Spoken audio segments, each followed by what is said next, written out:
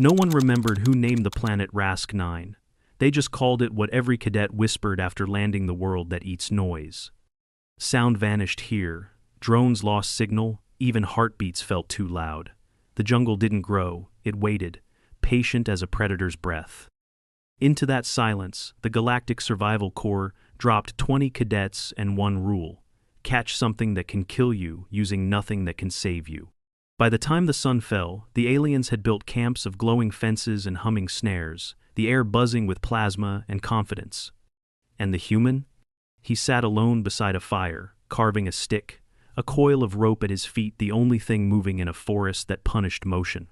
When Commander Relvor gave the briefing, his voice carried across the clearing. No plasma, no drones, no tech.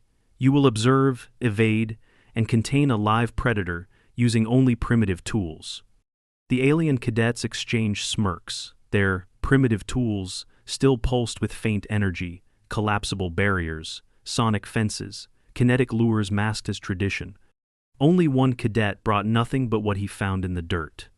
Rian Ward, the human, knelt by a fallen log, binding vines into tight braids, planting sharpened stakes, and dragging branches into the undergrowth. "Where's your equipment?" one cadet jeered. Rian didn't look up. "You're standing on it." Laughter rippled through the group, fading only when the forest around them went quiet, too quiet. Even the wind stopped moving. The dropship left. The alien teams tested their fences and snares, set up energy traps and holographic decoys.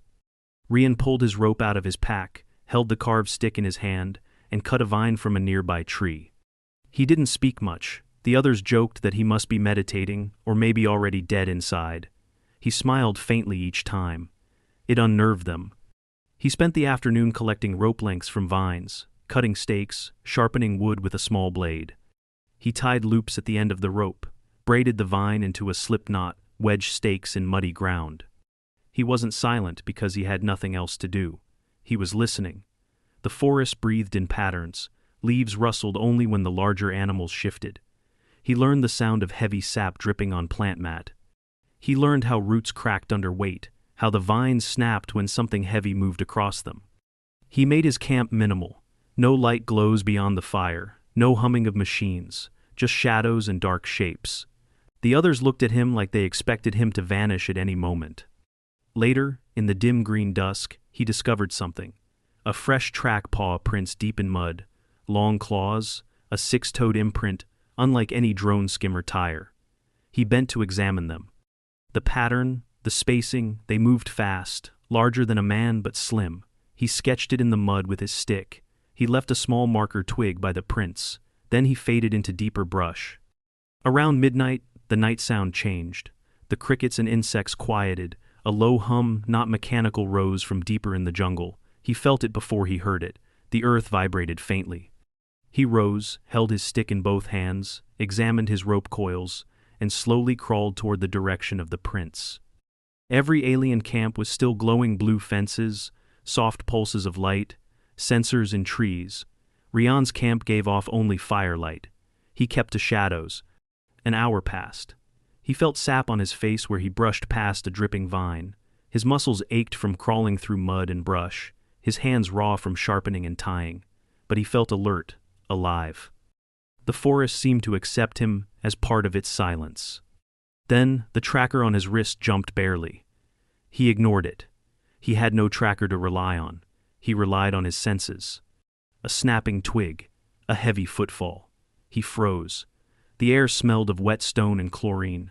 The movement came fast, then slower, then gone. He waited, then the breathing. Deep, rasping. He did not move until dawn. Then when the pale light of early morning filtered through leaves, he returned to his camp and restacked his firewood. The alien teams were already gathering, fatigued, checking sensors, complaining about nothing showing, about how the beast must have slipped them. They glanced at Ryan, who climbed into his modest shelter of logs and vines, cleaned his stick, coiled his rope, wiped mud from his boots. Commander Relvor strode over. The other cadets hushed. "Cadet Ward," he said quietly. "Your perimeter's quiet." Rian nodded. "Yes, sir." Relvor glanced at his crude stakes, the braided vine, the rope coil. He frowned. I hope you're ready when it moves. Rian met his eyes. I will be. That night, the mission escalated. The Predator would strike. Everyone knew it. The camps poured energy into shields, hedges of light, traps everywhere, but none of the alien cadets soothed their nerves as well as Ryan did by drifting to sleep in his little shelter, his tools at his side. In the still darkness, something watched. And the world that eats noise listened. By the second day, Rask-9 had shown its teeth, but not yet its full jaw. The alien cadets clustered at their camps, reviewing the flickering data their primitive systems spat out. Glitching spectrographs, corrupted bio-readouts, motion blur too fast for high-speed capture. The Predator had passed through Sector 6 in the night. A gravitic snare had triggered, then disarmed itself. The trap's weight sensors showed nothing. No caught prey. No dropped fur or skin fragments. Nothing. Just a slightly concave pressure plate, as if something huge had stepped on it, and then left without touching anything else. Ryan Ward was already awake, covered in soil and bark dust, dragging a curved log down a slope, panting hard. Sweat darkened his collar. His arms were streaked with mud, a fresh blister on his palm. He'd found a hollowed root system and had dug out its center, now working it into an angled chute. Keseth, a violet-scaled cadet from Orvat Prime, perched on a tree limb above. You're shaping that log like you think the Predator's gonna sled into it. Rian squinted up at him. Not a sled. A lever. Laughter echoed through the camp. Gonna poke it with a stick too? What's next? Fire a warning shot from a slingshot. Hey Rian, want us to build you a drum to scare it off? Even Relvor muttered under his breath as he passed. That's not fieldcraft.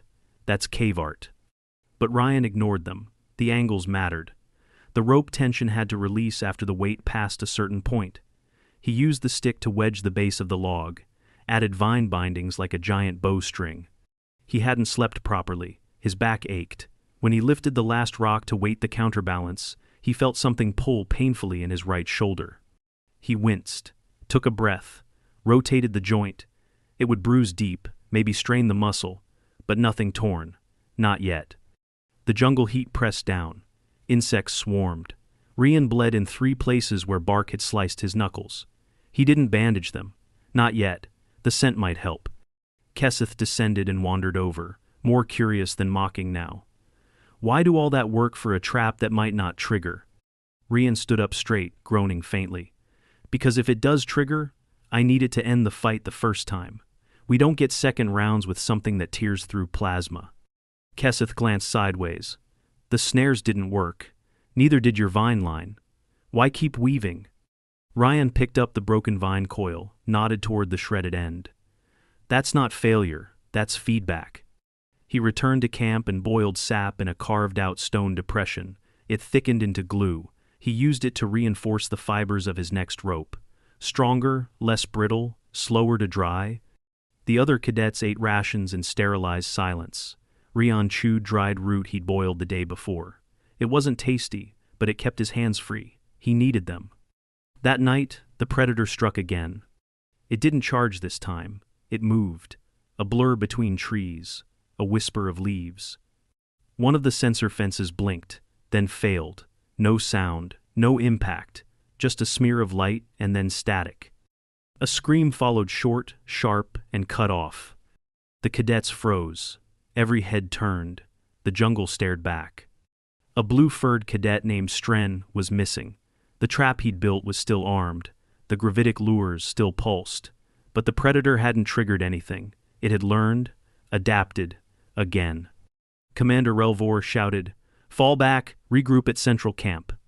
Energy weapons were drawn but not fired, restricted permission rules. Cadets ran through brush, dodging branches and roots. Every system they'd built, every trap powered by tech, was being bypassed. Ryan, alone in the dark, didn't run. He slid backward into his trench.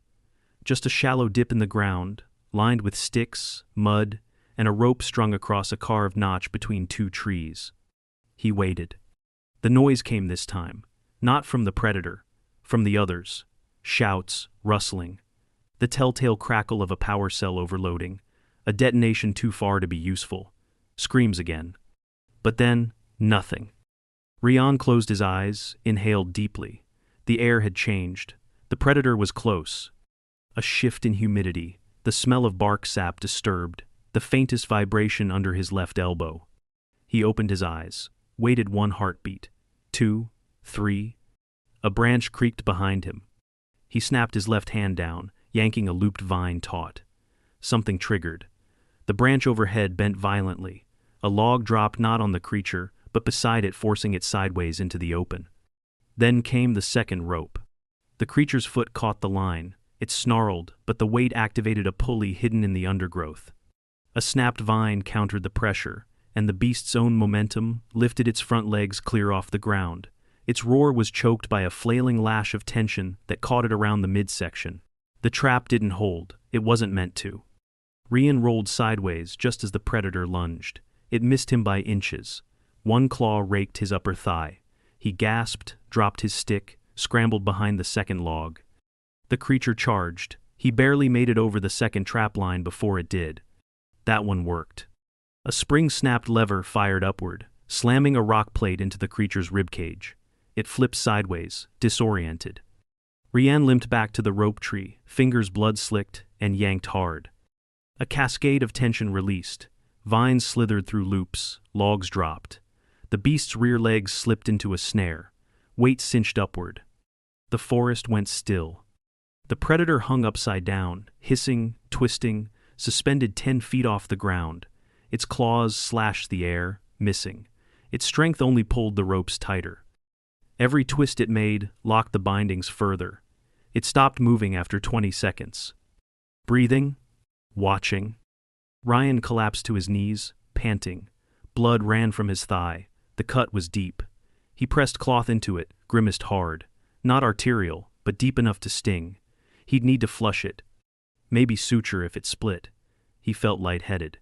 He heard voices, shouts, the cadets. They crashed through the brush, faces pale, Relvor at the front. They stopped short at the clearing's edge.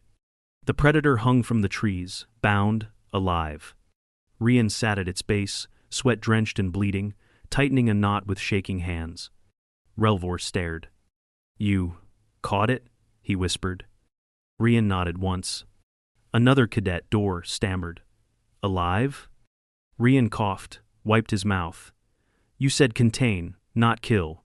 Keseth approached slowly, stunned. How did you even know where it would be?"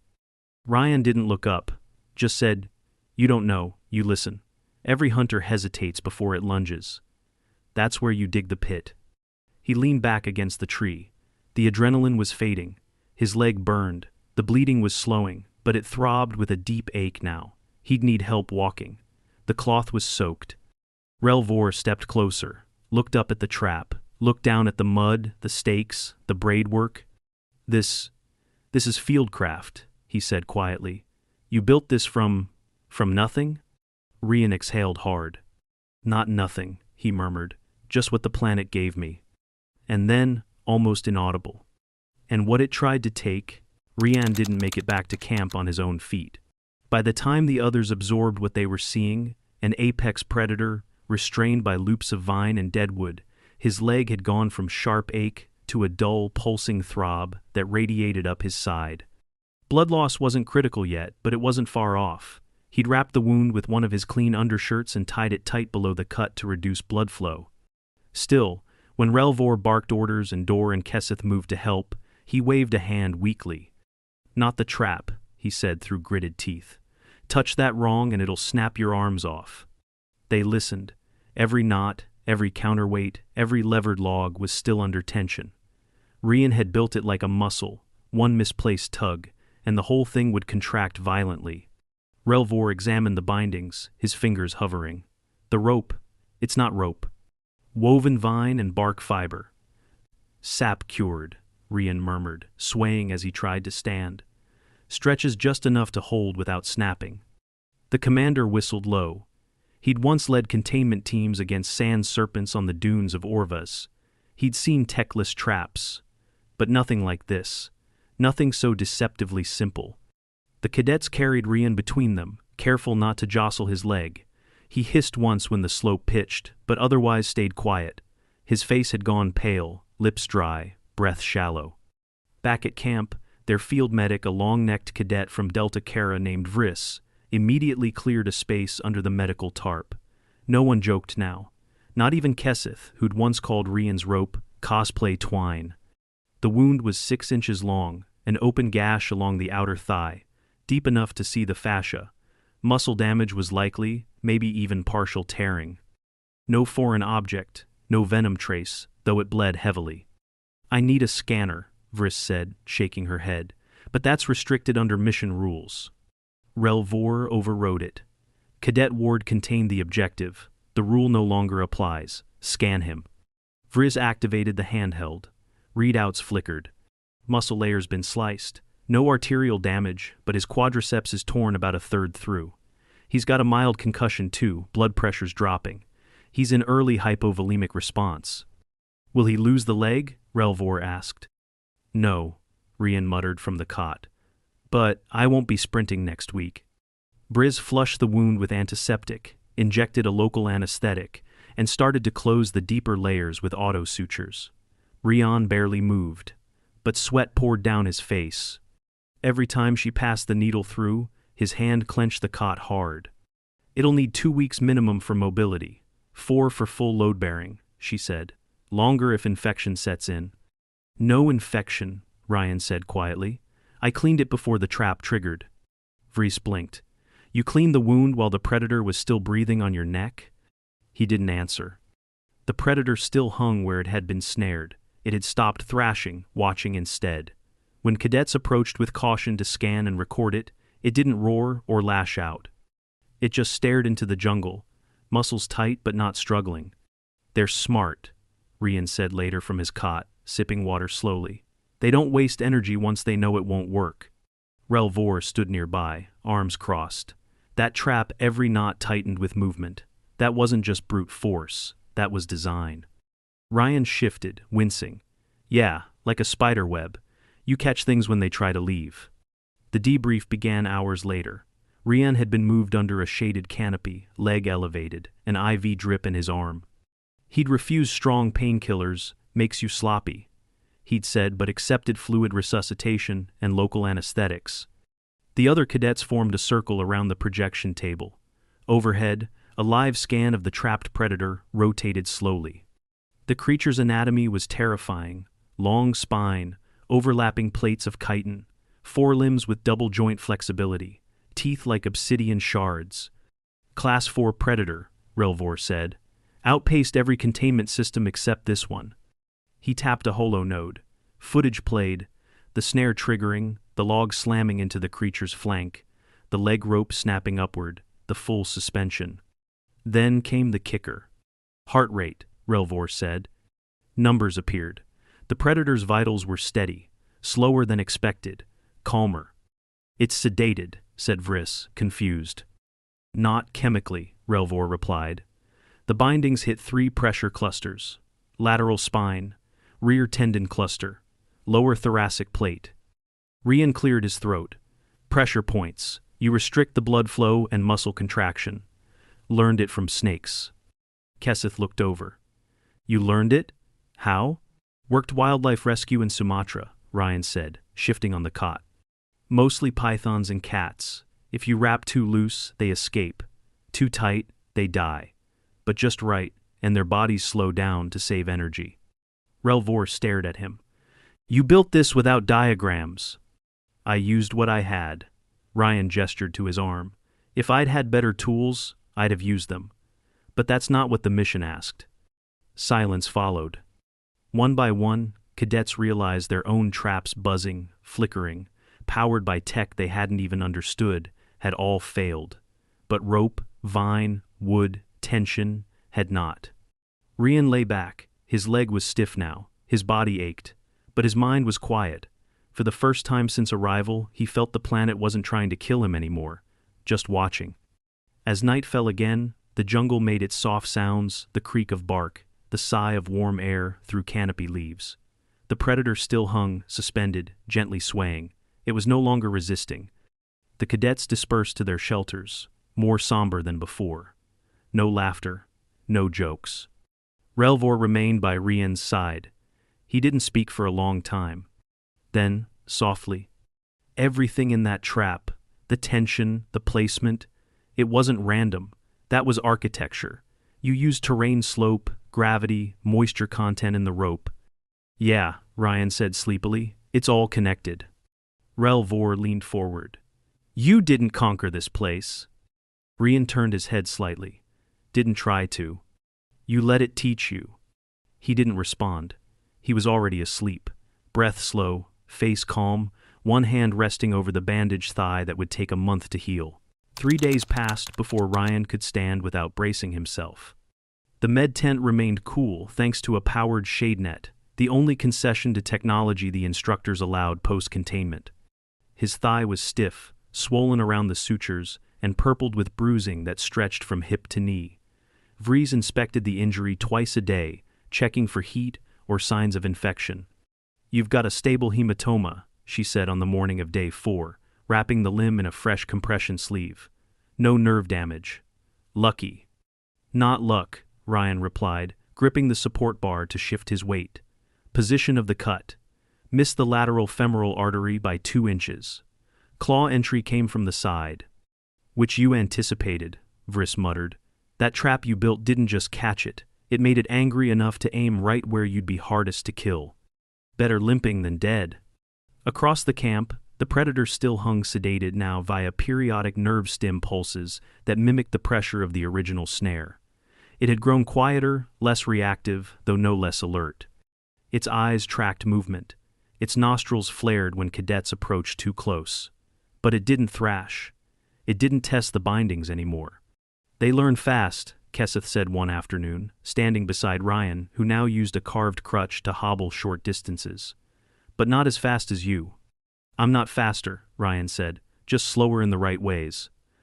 The cadets had dismantled their energy traps after the debrief. With the predator contained, their assignments had shifted. Analyze, document, learn. And most of them, now acutely aware of the futility of their gadgetry, came to watch Ryan instead. He explained his methods reluctantly, only when asked. Not because he guarded secrets, but because he didn't see anything special in what he'd done. You don't design a trap, he told a group of 5 who followed him to the shallow trench he'd dug earlier. You borrow it. From gravity, from friction, from how the creature moves when it thinks no one's watching. He knelt slowly, grunting as his leg resisted, and pointed to a bent sapling lashed with tension. This isn't a snare, it's a negotiation. The cadets blinked at him. You want it to move a certain way. You offer it a path. It takes it, thinking it chose, but you pick the options. One of the cadets, Yulo, a tall insectoid with segmented limbs, tilted his head. But our technology calculates that. Rian looked up at him. Then why did it fail? No one answered. That evening, a new issue emerged. The creature's vitals began to climb. Its pulse quickened, breathing deepened. The nerve stim sedative was losing efficacy. We can't hold it in that trap forever, Vris warned. Its biology's compensating, pain thresholds rising. We need to secure it in transit before extraction arrives, Relvor said. Containment pod's still locked down, a cadet called. The AI won't allow approach while the creature's active. Relvor paced. We can't sedate it chemically, mission rules. No invasive measures. What do we have? Every cadet looked at each other. Then one looked at Ryan. He was sitting near the fire, leg propped, quietly twisting a new vine into a double braid. Relvor approached. You said your trap restricted blood flow to sedate it. Can you recreate that, in a pod? Ryan didn't answer right away. He stared into the fire for a long breath. Yes, he said finally, but not with metal. Why not? Metal's too rigid. It fights back when the creature shifts. The bindings need to flex, adjust to the movement, like ligaments. You want to build a second containment, Relvor said, incredulous. Ryan nodded. Not a cage, a cradle. He spent the night drawing it in the dirt with his stick, concentric loops of fiber webbing, space to apply even pressure along the back, legs, and lower spine. Counter-tension in the corners to mimic natural branch flexibility. It would sway slightly, enough to mimic the original snare's movement. Kesseth volunteered to help gather materials. Others followed. For the first time since landing, the cadets worked without plasma cutters or survey drones. They stripped vines, soaked them in water, bent wood over steam pits to curve it. They braided until their hands cramped. Rian directed from his seated position, grimacing often. The wound ached. He took an oral analgesic finally, just enough to dull the edge. His body demanded rest. He refused it. On the second night, they began assembly. By the third, the harness cradle was done. The cadets, some skeptics still, others now cautious admirers, lowered the predator gently from its snare, using a system of woven pulleys. Rian oversaw the transition. "Start with the rear legs," he said. 2 loops, then the thoracic wrap. The creature snarled, once an echoing growl that chilled everyone, but didn't resist. It slid into the cradle with slow, muscled tension. The vines flexed, pressure balanced, its breathing slowed. Relvor stood at the edge of the clearing, arms crossed, watching the predator rest in a structure made entirely of materials it once used for hunting. "From nothing," he murmured again. "You built this from nothing." Rian didn't respond right away. His head hung slightly, sweat dotting his brow. Then he said, "Not nothing, just what the jungle gave me." And then, after a pause, "And what it would have used to bury me." That night, the jungle made its sounds again. The cadets sat in silence. Not out of fear, but respect. For the trap, for the hunter, and for the human who'd stopped both. By the 7th day on Rask 9, the extraction ships broke through the cloud veil just after dawn, their silver bellies reflecting jungle mist. Cadets gathered at the clearing edge, watching the shuttles lower themselves into place like birds of prey reluctant to land. For a world that devoured signal, even their comms crackled and bled static. Relvor signaled for the containment cradle to be moved. The predator, nestled in its web of vines and tension-balanced timber, shifted but did not resist. Sensors confirmed its vitals remained stable, not unconscious, but calm. It had stopped reacting to movement, stopped snarling. Even its eye flicks had slowed. "Every time it tries to lunge," Vriss said, studying the readouts, "the tension distributes the force back into its own body, like an echo chamber." Rian stood nearby, leaning hard on his crutch. He hadn't needed full support the day before, but overnight his thigh had stiffened. He wore a compression wrap, laced with cooling gel, and still moved like a man walking on cracked ice. But he moved. When they began lifting the cradle using manual winches, he stepped forward. Relvor blocked him gently. "You don't have to guide it." "I know," Rian said, "but it needs to see me." The commander studied him, then nodded once and stepped aside. The cradle rose smoothly, vines creaking, knots tightening with every centimeter. The predator twitched once more, reflex then resistance, and then settled. Rian met its gaze. It didn't blink. "You're not mine," he said softly, "but you're not theirs either." Behind him, cadets packed up the remnants of their camps. The glowing fences and gravitic snares had already been disassembled, the chemical lures incinerated. All that remained of the alien ingenuity were footprints and empty batteries. But one structure remained untouched: the original trap. No one had dared dismantle it. The angles felt sacred now, the way the rope had frayed under tension, the exact positioning of the stakes, even the mud stained by the predator's body, none of it had been moved. It stood like a monument. That afternoon, the final debrief took place aboard the orbital carrier. Rian sat with his leg elevated, hydration IV in his arm, staring at the wraparound display that showed Rask 9's surface spinning slowly beneath them. The cadets filed in one by one, quieter than any previous rotation. Relvor entered last. He stood in front of them without fanfare. "No one died," he began. "That's not common." A few glances passed among the cadets. 6 of our systems failed. 4 did not even register a creature passed through. 1 detonated early and would have injured a cadet if not for its misfire. Only 1 trap functioned. And not just functioned, it adapted, held, sedated, and allowed recovery. He turned slightly. "Cadet Ward." Rian raised his head. "Sir." Relvor lifted a data node. "We reviewed every fiber, every knot. Your structure was not accidental. Your materials followed specific load ratios. You accounted for strain on multiple axes." "How?" I didn't want to die, Rian said plainly. And I didn't trust things I couldn't fix with my hands. Relvor looked around. Anyone want to explain how someone with no sensors outperforms 6 teams of engineering school valedictorians? No one spoke. Finally, Keseth raised a hand. He listened better. Listened? Relvor echoed. Not just to the forest, Keseth continued, glancing at Rian. He listened to us too. Every time we talked about what failed, what triggered early, what sensors picked up, he was paying attention. We mocked him, and he used that to refine the trap. He made us part of the net without telling us. Ryan didn't argue. Relvor placed the node down. This is the purpose of the field trial, not just to see if your designs work, but to see if you do. He paced once. Every civilization represented here has tech that outpaces death. But survival? That's a different science. The cadets were silent. Relvor turned back to Rian. You didn't just survive Rask 9, you understood it. And when you left, it didn't hate you for it.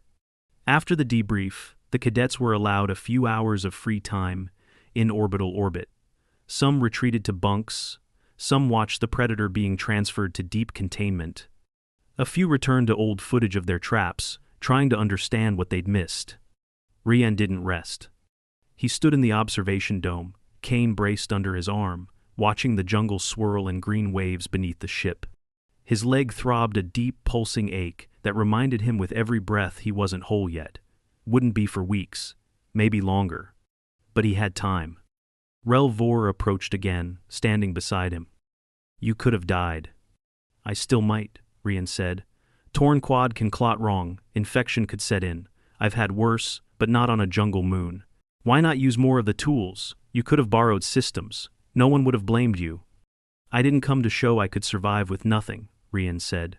I came to see if I could survive with only what I understood. Relvor tilted his head. And? Rian's eyes stayed on the spinning world below. Turns out, that's enough. The commander nodded once and left him to the view. In the days that followed, Ryan underwent daily evaluations. The muscle injury remained stable, healing in line with expectations. No infection, sutures held. He was cleared to move without crutches by day 20. Full activity would take longer, but that didn't matter. The story had already spread. Other instructors requested footage. Other cadets sent messages. One even asked for a diagram of, that rope harness you used to wrap its legs, was that a triple tension lark's head, or something new? Rian never answered those requests directly. He didn't mind teaching, but diagrams missed the point. The jungle didn't follow instructions. It demanded humility. Rask 9 receded behind the ship. The world that ate noise faded into darkness. The cradle had worked. The Predator lived. So did they. And the trap, crude, brutal, beautiful, remained in the forest, vines slowly reclaiming it. A part of the jungle again. A story, not a schematic. The others had come to tame a wild world. Rian had let it teach him.